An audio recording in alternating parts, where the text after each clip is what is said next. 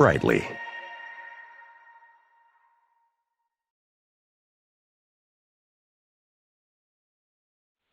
Welcome everybody to today's webinar, Healthy and Safe Schools, Impact on the Learning Environment. Before we get started with our featured speakers today, just wanted to introduce the speakers and go through a few housekeeping items. So first for housekeeping, the audio is through your computer speakers. However, we do want this to be interactive, so please feel free to submit questions through the chat panel on the left side of your screen anytime throughout the webinar, and we'll answer those either throughout and also at the end. There will be 2 surveys or polls near the end of the webinar before Q&A, so be sure to fill those out. Now for our speakers. Our featured speaker is Jim Whitaker. Jim is President and CEO of Facility Engineering Associates, a firm specializing in the built environment and facilities asset management. He has both bachelor's and master's degrees in engineering and is a registered professional engineer. Jim is credentialed through IFMA as a certified facility manager, APA's certified educational facilities professional, and is a facilities management instructor with IFMA and George Mason University. Jim is past chair on the board of directors for the International Facility Management Association and serves on the U.S. Department of State Overseas Buildings Operations Industry Advisory Panel and the Brigham Young University FM Degree Program Industry Advisory Group. Currently, Jim is chair and head of the U.S. delegation for the ISO TC and 267 FM standards.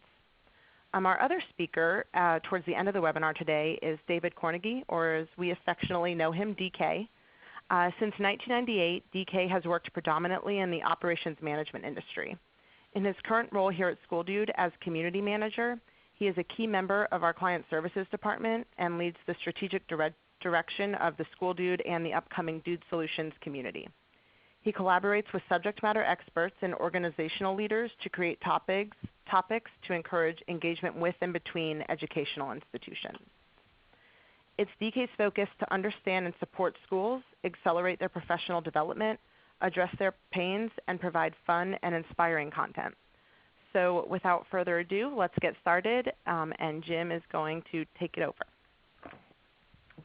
Thank you very much, Sam. It's a pleasure to be here, and welcome to all those on the line. Before I get into the agenda and presentation, I want to just quickly level set some expectations. I do intend to cover an awful lot of good and new information in a relatively short amount of time, so I'm going to have to stay at a fairly high level. But I'd like to establish a framework and probably stimulate a few questions and solutions. So please use your iPad or ThinkPad, Notepad, or even a napkin if you need, and jot down some questions or thoughts as we go. I really want to stimulate some discussion. That said, Sam, as she mentioned, will be tracking in the chat function, so I can address any clarifying questions as we go, and hopefully have time at the end for some good question and answer discussion period. As Sam mentioned, there's also going to be that little poll at the end to see if there's any desire to follow up on any specifics that I'll touch on in the presentation today, some of the key concepts. So after a really brief introduction, what I really want to get into is talking about our mission in school facilities, some of the challenges we face, our true objective, then a summary of some really great research that has been done over the years and recently on the impact of healthy and safe schools on learning and cognitive function. Then finally present some fresh ideas on systems approaches that you can use to assess baseline your schools and implement some solutions to achieve your mission. Finally, we'll talk a little bit about the role of FM technology and how that can play in helping measure performance and provide success. I'll also share some toolkit references that will be shared with you as we go. So first of all, I think few would really argue that one of our most important social responsibilities is the development and education of our children to become productive leaders of corporations, agencies, and institutions of the future. I think inspired facility management leaders understand why this is so important and focus not simply on how and what we do in maintaining facilities and creating them and creating optimal learning environments. So it really is about the why.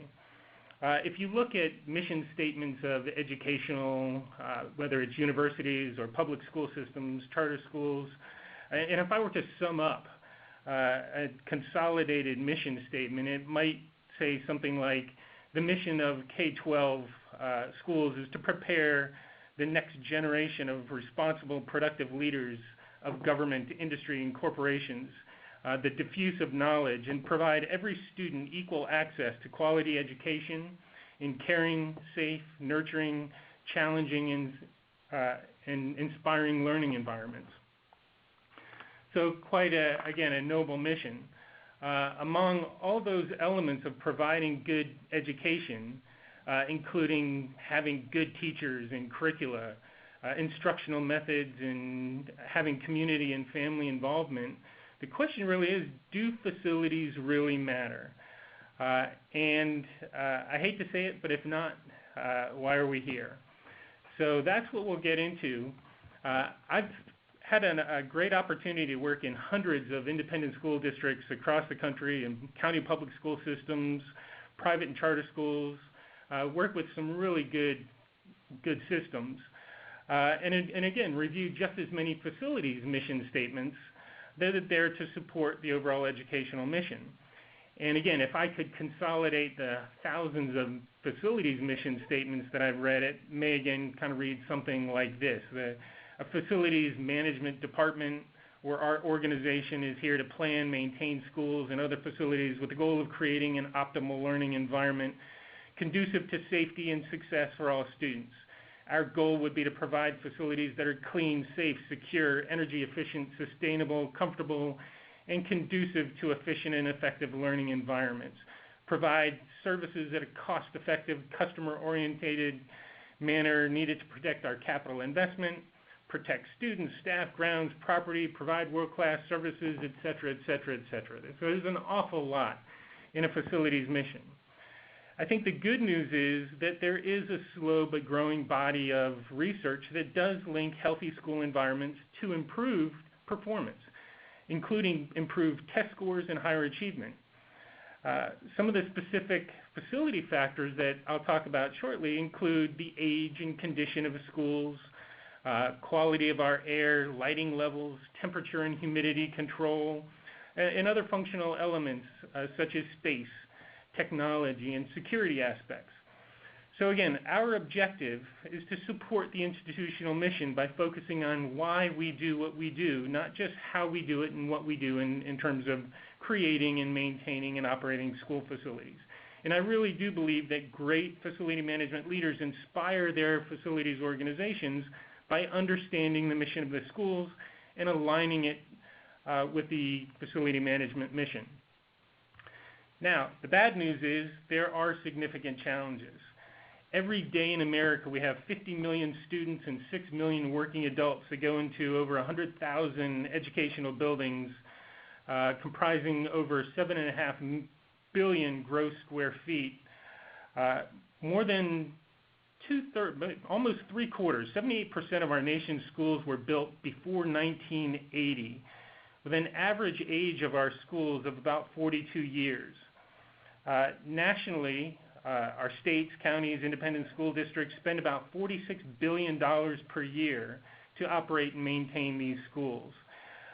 In addition, school districts spend and invest nearly $49 billion in capital renewal for schools to improve existing school conditions. I think, in fact, the state and local governments invest more money in K-12 facilities than any other infrastructure sector besides transportation, highways, and bridges. And I'm sure you all are aware that a lot has been written in the past couple decades about the deteriorating condition and quality of our nation's infrastructure, roads and bridges, and our power and water systems, and the trillions of dollars that will need to be invested to fix them. I love every year the American Society of Civil Engineers comes out with their report card on bridges. And I'm happy to say we've improved over the past couple of years. We've gone from a grade of D to a grade of a D+. So significant improvement there. But similarly, our public schools are in need of additional investment to make sure that we have the facilities and learning environments to mold that next generation of leaders. If you look at industry standards, we should be investing about $45 billion a year to renew our schools. If you look at existing budgets, typically around the U.S., we're spending around $99 billion a year. So that creates a deficit of almost $46 billion a year, 32% shortfall. This gap leaves school districts and counties really unprepared to provide that adequate and equitable school facility in those learning environments. There was another great report, the current 2016 State of Our Schools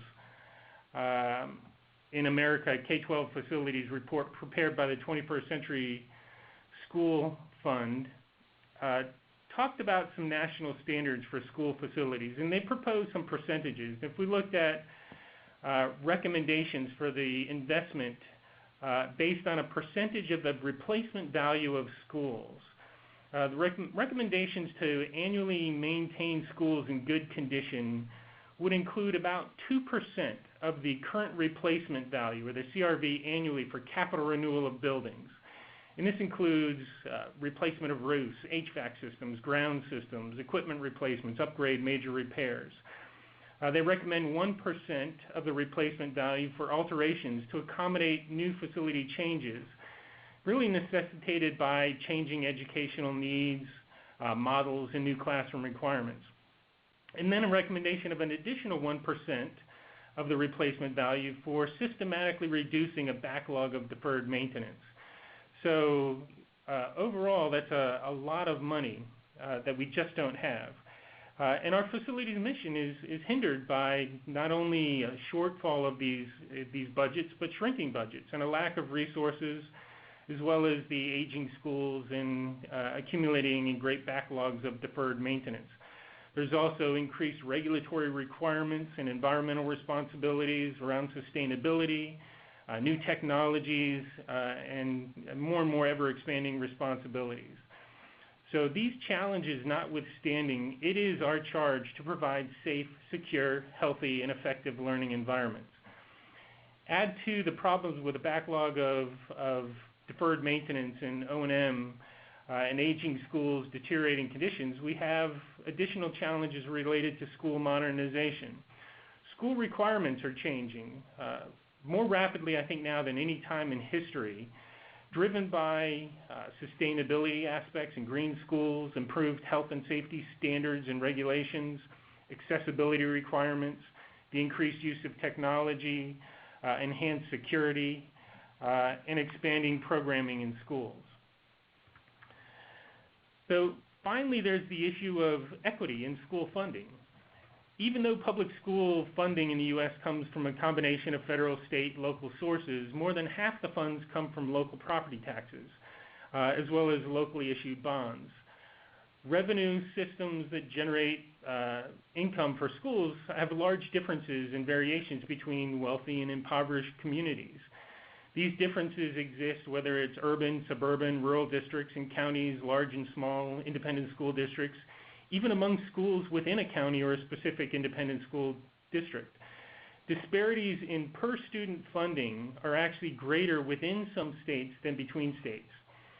Historically, if you look at some of the data, average per-student spending ranges from more than $16,000 per student per year to less than $4,000 per student per year for facilities.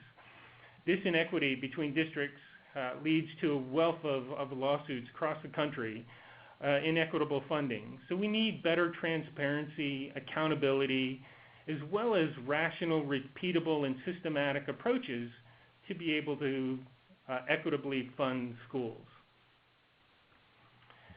There's also been a recent change in shift of life cycle. While typically the focus is in planning, design, and construction of schools and the investment on first-time costs, when you look at the total cost of ownership, a majority of the life cycle cost for school facilities is post-construction. It's in the operations and maintenance and capital renewal through disposal of a school system. So there is a greater emphasis on operating and renewal of school facilities. So what do we do as facility managers? How do we manage this? It used to be a lot easier in the past. Decades ago and early on, facility managers, and the function was really around operation and maintenance of maybe a building or a few buildings or a number of schools. Over time, the requirements and responsibilities, roles of facility managers has increased from purely operations and maintenance to looking at sustainability, energy management, strategic real estate functions and space management, strategic outsourcing, as well as other planning functions. We've actually gone from very much an operational level to tactical and now strategic levels. And facility managers of schools and school districts operate at all three levels. This again places a further burden on those resources. And again, the overall objective is how do we best manage and be the best stewards of our public schools and create optimal learning environments for all students with the limited budgets and resources that we have. So before I get into some of the solutions, I do want to kind of briefly go through and look at a high-level summary of some of the research that has been conducted over the past couple days and more recently.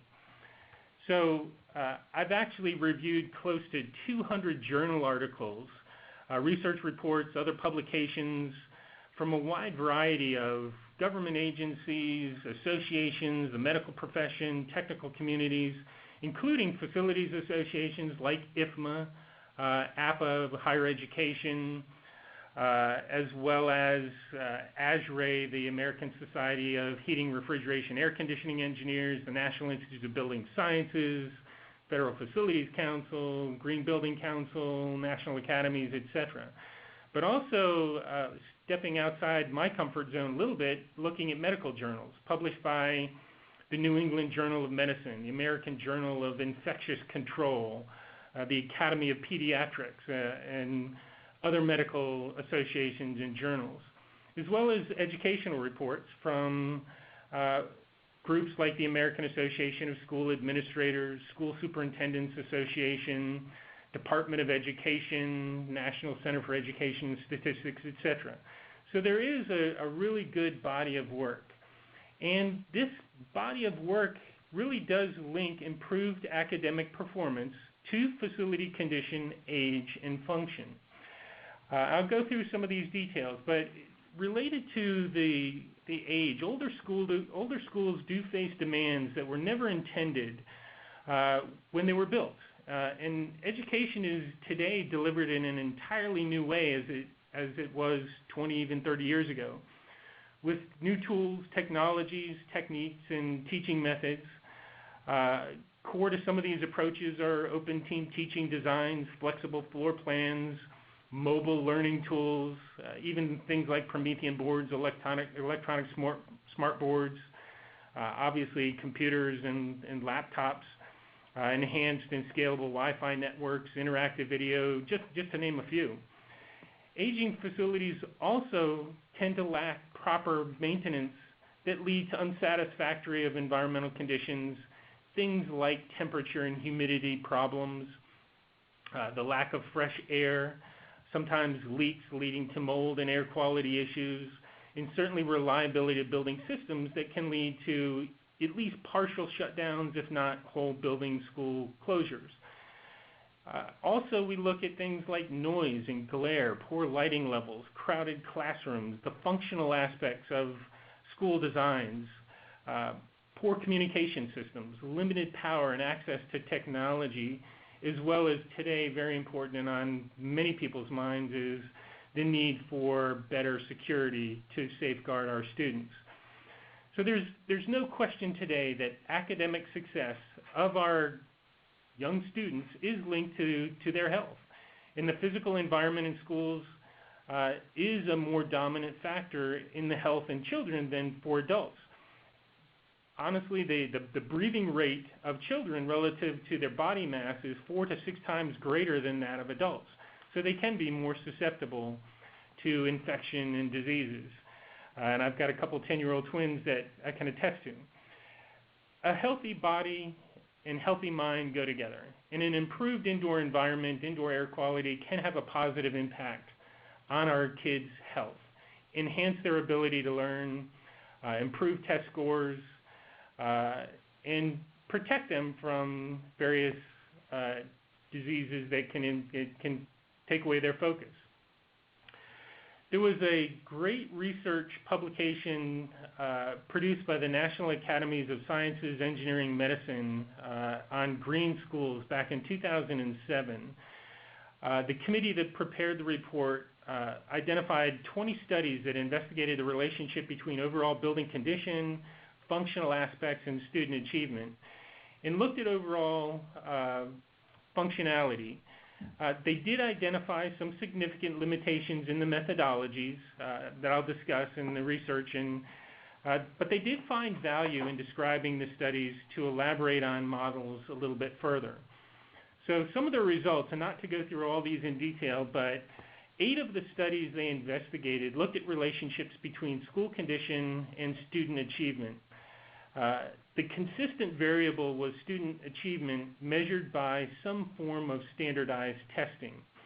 So studies like Berner in 1993 identified that test scores increased on an average 5% as the condition of the school improved from poor to fair condition, and again from fair to excellent condition. So students in poor condition schools scored 10% lower than those in schools that were deemed to be in excellent condition. Similarly, Cash in 93 found significant differences in student achievement scores in substandard schools to those in above standard schools, difference in test scores of 2 to 5 percentile points. Similar studies go on in North Dakota looking at students in above standard buildings outscoring students in substandard schools by 1 to 9 percentage points. Hines in 96 used the same methodology as some of the previous studies in gathering data in urban high schools in Virginia, and found that test scores for students in above standard schools, condition-based, were 9 points higher for writing and science, 15 points higher in reading, and 17 points higher in mathematics, compared to the same scores for students in poor condition schools. And you can go on and on with some of those studies. The school building functionality studies looked specifically at student performance related to things like air quality, thermal humidity control, as well as proper lighting, acoustical control, support facilities having proper laboratories, science rooms, as well as adequate technology infrastructure to support new technologies, but as well as having a good, pleasing appearance and adequate functional teaching spaces. In all cases in that study, they found that in more modern schools with improved functionality in those areas scored significantly higher in reading, listening, language, and mathematics than in other and older schools. All in all, 19 of the 20 studies in the National Academy's report showed increases in test scores for standards in buildings in better condition and improved functionality. Now, again, I mentioned that there are limitations. There are a lot of variables and controls that may reflect an underlying bias in some of the studies. And none of the studies that they considered looked at a complete set of variables, including things like parental education and involvement, family income, socioeconomic factors, teacher quality, etc. Also, in some of the studies, it's hard to separate students of different socioeconomic status. They weren't randomly assigned to schools in those studies. Even though there were limitations, the literature on the indoor environmental conditions, including the functionality of lighting, noise, air quality, ventilation rates, does have good evidence that specific building conditions and poor building conditions do adversely affect indoor environments and hinder learning. So there was also another great summary report prepared a few years ago by the 21st Century School Fund back in 2009 on research on the impact of school facilities and students and teachers. That research continued to point to continued increasing body of knowledge in the relationship between quality of school buildings and positive academic outcomes. The key outcomes they found were things like better health, which led to fewer absences, better performance, and higher test scores, also leading to lower dropout rates, and notwithstanding looking at teacher satisfaction and less churn of staff and faculty in schools. Finally, I want to mention a very recent and I think a groundbreaking collaborative study by the Harvard School of Public Health, the State University of New York, and Syracuse University's Center for Excellence, where researchers conducted a controlled exposure study of green and conventional environments on cognitive function. The study simulated indoor environmental quality conditions in green and conventional office environments that by varying volatile organic compounds, VOCs, and carbon dioxide levels. So they had couple dozen participants spending weeks in this environmentally controlled office space, blinded to test and controlled conditions. And on different days, they were exposed to different levels of VOCs and CO2 levels representative of conventional and green buildings.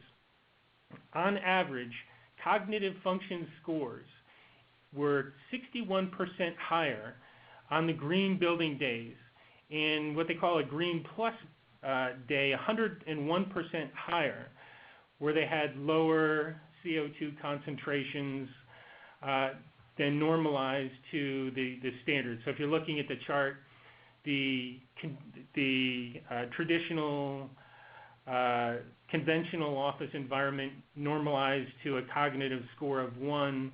The green and green plus office environments with lower CO2 concentrations perform much better. What does this mean in terms of schools? Well, I don't have direct linkage to studies in school and simulation on kids.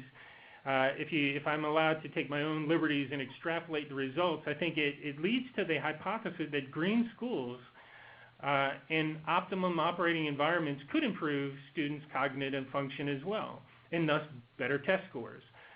So when you look at significantly better cognitive function in green schools, VOCs causing cognitive function decreases at levels found in conventional and older schools, even increasing outside air levels in fresh air to reduce pollutants would lead to better cognitive function.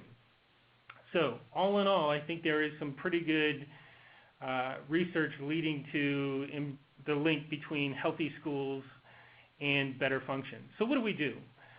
The mission is important to educational facilities, and it does impact health and learning. So if we look at, and if we believe this research, we know that age, condition, functionality, lighting, IT, air quality, space levels, and security do impact the ability to learn. We also want to be fair and equitable in the distribution or the allocation of funds to schools, but budgets are tight, resources are scarce, and honestly, facility professionals have way too many fires to put out. So what do?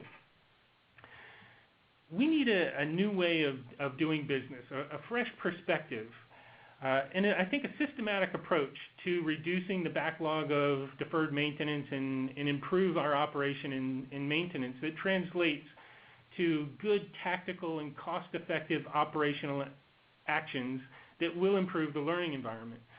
We first have to understand the age and condition as well as functional adequacy of our schools. Then I think execute a systematic and operational plan to effectively and efficiently use our resources and prioritize maintenance and repair needs. There are new cost-effective approaches to self-assess conditions as well as functionality, and I'll share those, again, not to sell any one particular approach, but share some of the best practice and new standards out there to be able to measure performance and continually improve our stewardship of schools. I think, again, looking at the restrictions we have in budgets, assessing the condition and functionality of our schools doesn't have to eat up a big chunk of our budget or absorb a lot of full-time staff year-round, which is a big concern in a lot of facilities organizations. They just don't have the money or resources to establish that baseline and develop a plan when money is needed to replace air handling units and roofs and pavements and gymnasiums. There are different condition assessment methodologies that span a spectrum from very detailed component-based condition assessments to systems levels assessments and parametric approaches, even asset-based life cycle analysis. Costs can often range from about 10 cents to 15 cents a gross square foot or higher to conduct condition assessments alone using engineering firms or architects or consultants. So if you have a couple million square feet of schools, that could cost up to $300,000 just to conduct an assessment to understand your conditions. Systems level assessments can be done for half to a third of that cost, even using internal staff more quickly and provide accurate and reliable data. Doesn't matter the approach, no matter what approach, there's some key tenets that should be met. Going back to experience drawing on some work that we did for the state of Wyoming school system, when they were dealing in lawsuits of equitable distribution of funding, the first individual I met coming in looking at their approaches and methodologies was their district attorney for the state, who said, before I let you in, we need to look at approaches that are going to determine how we fund schools that have to be based on rational approaches, recognized industry standards, the ability to generate repeatable results and lead to credible outcomes and decision making. So no matter what, those are key elements that we have to have in our approaches to assess facilities. Most condition assessment approaches look at developing an index typically referred to as the Facility Condition Index. This is nothing more than a ratio of the cost of deferred maintenance, current deficiencies, versus divided by the replacement value of the schools to normalize buildings across a portfolio. The FCI was developed by National Association College University Business Officers, NACUBO, really a parametric tool, and there's a little rating scale I have here at the bottom of the slide that APA developed for universities and higher education. It's a very well-known, nationally recognized standard, but it does have its limitation because it only looks at deferred maintenance. And again, just quick examples, not to strain your eyes here, this is just a little backdrop of a systems level approach. There are guidelines and standards, simple web-based forms that can be used in iPad applications to go out looking at breaking down a school building systems to quickly go out and assess the conditions, rating building systems at, say, like a 1 to 5 level, where 1 being it's a failed system to 5 being brand new. And having assessors quickly go through schools using some standardized guidelines to objectively and consistently rate schools and be able to identify needs and prioritize those. There are a lot of school systems out there. Frederick County Public Schools in Maryland is one that uses this approach quite successfully, using internal staff to get good, credible results. But you do need to have those standard guidelines, rating systems, and rational approaches of calculations.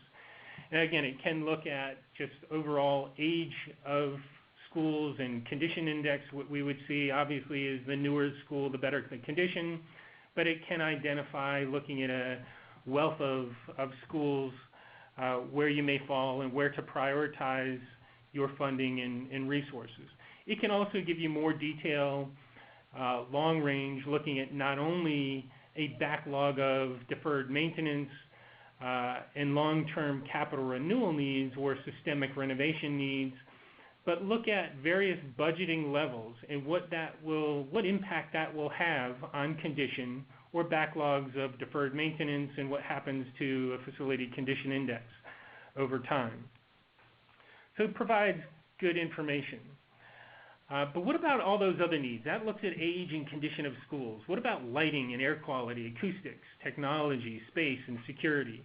Similar approaches are there and without getting into a lot of the detail, you could use a similar index that we would term a needs index, that in a similar fashion looks at the cost of what it would take to bring lighting levels or air quality levels or bring a school back up to a state of technology readiness, looking at the space needs and requirements. So similarly, you can use systematic approaches to identify and estimate costs to look at these additional needs. So if we consider things like lighting levels, there are good standards developed by Illuminating Engineering Society of North America that looks at levels and lighting controls, typically going out looking at light meter readings in classrooms to make sure those levels are there. Air quality is a tough one because it really does depend on a lot of factors that can impact air quality, such as the temperature, humidity, pollen levels, use of the schools, what time of year it is. Doing detailed IAQ sampling is a difficult protocol that has to extend over seasons. But you can address this in a systems approach by identifying things like what control do you have over temperature and humidity, age of the systems, what are we doing with filtration, bringing in fresh outside air, does the school have control or operable windows and building automation systems. Technology as well. With the infrastructure, it's more about, is a school internet ready? Is the service provided? What level of service distribution throughout the school? And the power availability. Do they have the capacity and distribution in classrooms to support and run new technologies? When it comes to space, we're looking at things like combining sometimes state Department of Education space standards, looking at space types. Generally, we have ed specs that define requirements for the number of teacher stations or room types and allocation, but then also looking at actual enrollment versus school design or functional capacity. Where are we in terms of having that space, looking at enrollment projections? We can actually very quickly go through and identify what we would term a space requirements index that looks at the use of space. And I'll show you an example of that in just a second. But quickly, I want to touch on security assessments. And without getting into a lot of detail again, the State of Wyoming School Facilities Department looked at 500 schools. And just to highlight a couple things, like condition assessments at a systems level, they patterned a security evaluation around good standards and guidelines, creating a field guide to quickly go out and assess security levels in schools. And this looked at, again, there was 7 systems put in a uniformat structure of building classification systems, and security would be a D7000, D70 structure in a uniformat classification. So it looks at things like locking systems, access control, communication, site and perimeter security. What do you have in terms of video surveillance? Also protection and security of building systems, and then egress and refuge. So if you look at each one of those categories, we could actually break this down into, I think we had about 73 different requirements that got into the detail of specific actions, and we'd be able to rate those in terms of a similar score, 1 to 5 being they have these aspects. So if we look at point of entry and secured vestibule, or entry control systems, is there a visitor management system? If they were in place and being utilized, they'd get a score of 5. If they weren't there, you'd get a score of 1. So stepping through these 35 either standards or guidelines would be able to give you a relative score based on some calibration and field guide requirements. We can then put those into a prioritization, and again, going to the top, looking at things like access to schools, always kind of highlight it. Is it, it's certainly desirable to have visitor control or secured vestibules or classroom doors that are lockable from the inside. So you can kind of assess each one of those. So pulling those all together, we can look at some things like actually visual decision making or graphical data analytics, and just thinking about some of the aspects the condition assessments, and looking at this little matrix here on the x-axis, at the bottom you have a facility condition index going better to the left in green to red, worse condition. On the vertical axis, we look at that space requirements index. Does a school have adequate space, capacity, and the right rooms available? The colored points in there for elementary and middle and high schools relate to the functionality, looking at the air quality, the technology, the security aspects, green having good scores and good elements. So we can see that if we have a school that's in poor condition, that doesn't meet the current space requirements and doesn't have those meet those functional requirements, that may be a school that could be a candidate for planning of a replacement. If it is a school that is in good condition, but doesn't have the space requirements, maybe an addition or a renovation may be able to satisfy it. If it's a school in poor condition but has good space requirements, maybe a replacement of a roof or HVAC systems, capital renewal, would bring it to that top left quadrant, which is where we want to go, to have schools that only require routine maintenance. So it's a way of looking at the performance of schools. I just want to touch on a quick reference, a great publication, again, by the National Research Council. In 2014 was this Predicting Outcomes of Investments of Maintenance Repair. While it was designed for federal facilities, I think it's quite relevant for school systems as well. And they talk about having reliable and appropriate data is essential for measuring and predicting beneficial outcomes of investments of maintenance and repair for schools. So if we relate that right back, there's a good table, I think, that focuses on beneficial outcomes and setting a framework of performance measures directly related to the outcome and the mission of a school. So what do we want? Improved reliability of our schools, improved learning environment and scores, meeting compliance-related outcomes, having fewer absenteeism and illnesses, again, improved condition of in schools and efficient operations, but also staff and faculty, teachers, parents, and students that are satisfied with the condition and an overall improved image of our schools. So asset management and the management of data is important, and having good quality information through baseline assessments and managing that data is very important, and having those tools. Good reports talk about having a good facility information system to manage the organization and maintenance of that facility data.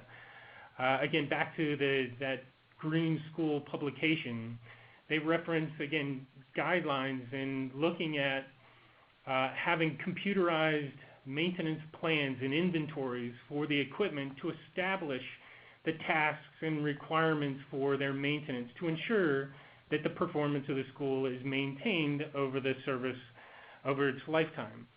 So performance measurement is critical, and utilizing those technologies, tools like SchoolDude, are critical to achieving and integrating those aspects that I covered.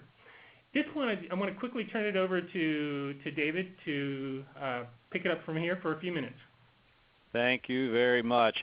So we're going to go through a few basic items here. Many folks that we're working with are typically involved in our maintenance management suite, and that's where a lot of the touch points today have really been coming out. And we've actually seen some pretty interesting things over the years about how people have been able to tie at their local level the effects of their facilities and their operational and repair groups on what they've been doing to the educational outcome.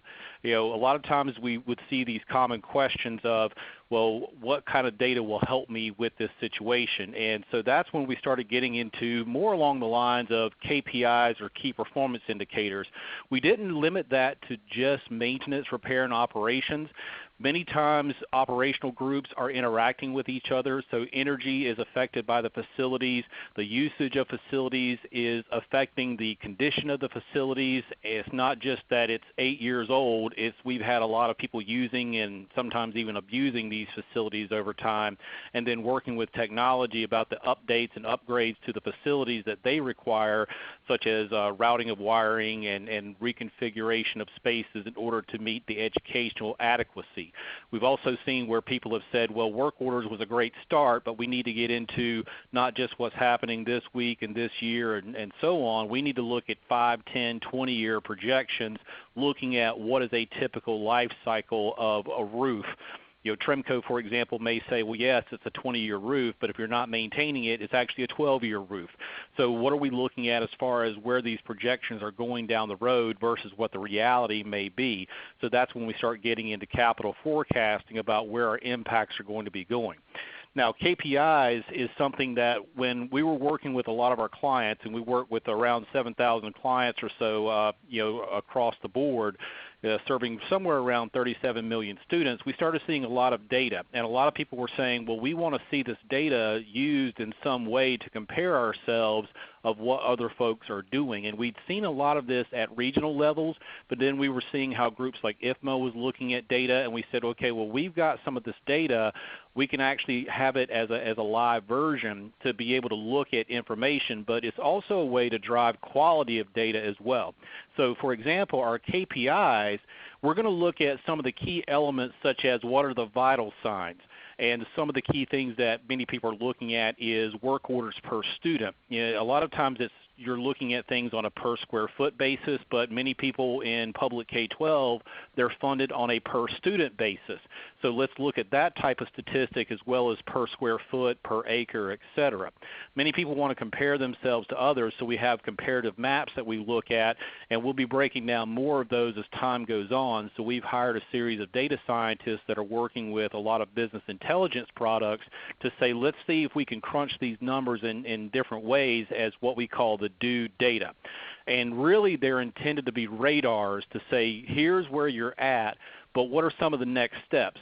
When I was meeting with a benchmarking expert about 10 years ago, he had a whole list of items that are out there, and I said, well, that's great, but when I go to the doctor and he tells me I have a fever, the first thing I'm going to ask is, well, how do I reduce that fever? So we try to look at where some of the focuses may be as far as next steps and what can you do to possibly improve where you're at in the whole process. So as I was saying with key performance indicators, we're looking at things such as what are you maintaining right now, how are you preventing those items. We also look for other departments with energy, for example, what are some of the benchmarks and trends we're looking at over the last few years, and just really breaking down at a minimum anywhere from 8 to 20 different KPIs and statistics. On a national level, we're looking at work orders all the time. So we have about 117 million work orders since we first started the facilities work order system about 15 years ago. And then a few years after that, we were looking at facility usage. Groups like the 21st Century School Fund have been looking at that impact as well, because that impacts the wear and tear on facilities. It affects our utility usage. It also is because our schools are essentially a foundation of what the community is representative of. And that's why you may see some people get very passionate that, yes, this historical school is not meeting our educational adequacy, but they are part of the community. They come in and use those facilities. They go to the games and so on. So when we're looking at things like the KPIs, we really want to look at where those trends are and compare where they're at. Some people like to treat it as a competition, and that's certainly fine, being able to look at those indicators. But many people that we work with at the state level, they're looking at that information as well. And our community is where a lot of the KPIs are really kept. And we have quarterly reviews that we do on a periodic basis that says, yes, you are working a 40-hour work week, but if you're actually looking at wrench time, that could be around more like 19 hours of actual wrench time. The rest of the time is actually spent coordinating and administrative work and meetings and so on, or traveling to go get supplies. So we try to look at due data in many ways, but we also like our community to be more along the lines of what are you doing, or what have you encountered, or what are you dealing with. So for example, outsourcing has always been a very big question that I've ran into in my nearly 20 years of experience. That's a very common question. What have you dealt with outsourcing? It might be to a specific team like custodial. Some people are considering outsourcing all their services. So what are some of the things that people have encountered with that? And many times people will actually give good solid data behind the numbers that we actually saw this many hours were saved, or this actually cost us this much extra money, so it was better to actually bring some things back in-house and pick and choose what we were outsourcing. So we see a little bit of everything across the board in the community. Probably the number one question is how many custodians per square foot, which, referencing back to Abbott, to me, that's the true answer, is how dirty or how clean do you want the facility to be. That's how many custodians you need per square foot. There's not a generic number, but that's the types of questions we see in the community.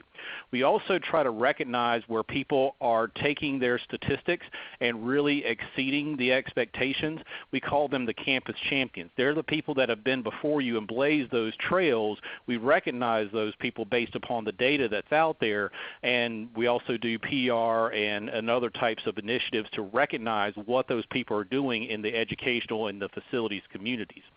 Something new that we've come out with we've always had resources like videos and documentation, but we're also coming out with something called Dude Learn. We just did a soft launch of this last week, and it's really starting to come online later on in the summer and the early fall, where we're actually doing more of the online learning, so it's more on demand.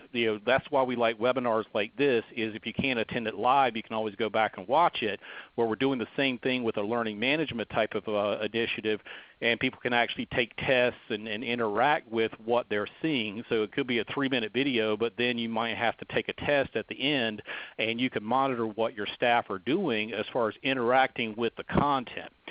Our community is not just limited to what we're doing at School Dude. So for example, I mentioned that if I had a fever, I'm going to know what to do next. Many times you can present a lot of great information, a lot of numbers.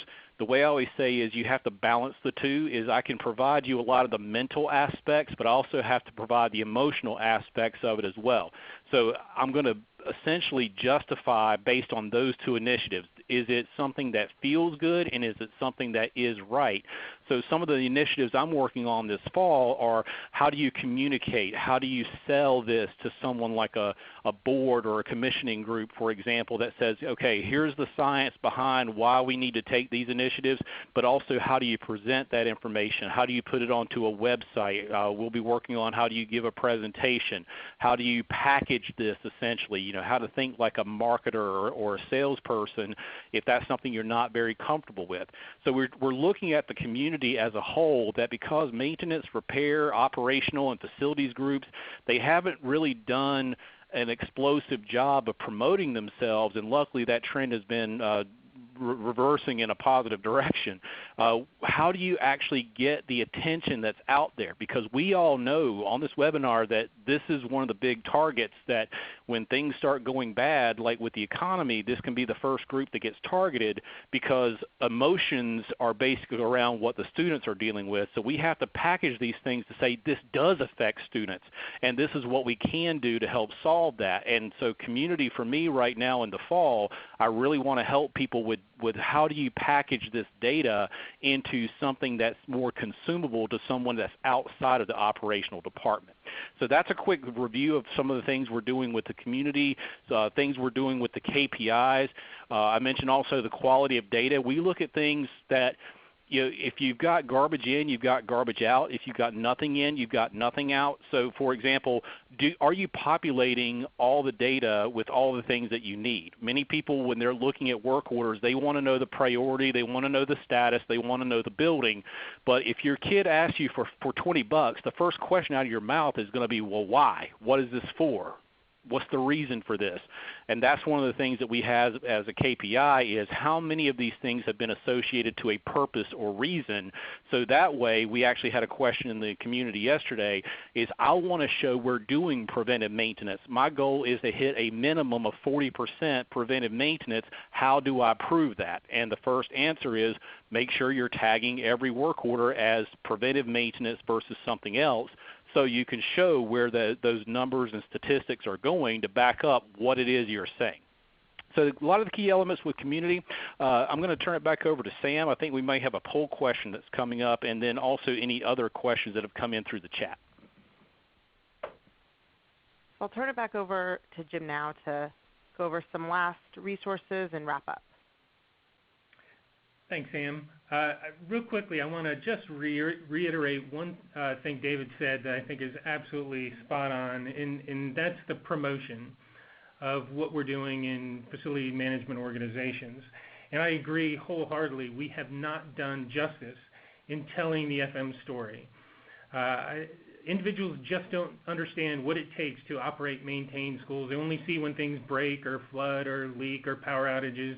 They have no idea what resources are required, the effort it does take to maintain in a preventive fashion schools so they are reliable. So tools like SchoolDude and good data standards and information are critical to be able to tell that FM story. The last couple comments I have, and I believe Sam will be sharing a couple resources, a detailed list of the references in the studies will be provided, schools, as well as some guidelines regarding the framework for security assessments. And there's more information. If you have questions or would like some additional resources, please contact Sam or David, and they'll be able to get those to you. I just want to close on a final statement and one of my favorite quotes that I believe has kind of a double meaning. And that double meaning refers to both us as stewards of school systems and school facilities. This relates to what we need to do, and if we can do what we should be doing and happy doing it to the best of our ability, is taking our responsibility as experienced facilities professionals to give our full attention to optimizing school facilities in that learning environment. The second aspect of this quote in the double meaning relates to the students, in that we can allow students to be completely present in the classroom, not homesick, not distracted by inadequate lighting or hot or cold classrooms or poor air quality or not having the right space or outdated technologies, but do everything in our power to give them complete ability to focus on their task and achieve and succeed in the school environment. So with that, I'd like to turn it over to any questions that anyone may have. Wonderful. Well, thank you, Jim, and thanks for catching that, DK, and for both of your time today. I hope it was helpful for everybody. We will leave up the poll for a little bit longer as well as the chat, so if any other questions you have come in, we'll be around for a few more minutes. And again, thanks so much for your time, Jim, today. It was great, and DK. Thank you. Thank you.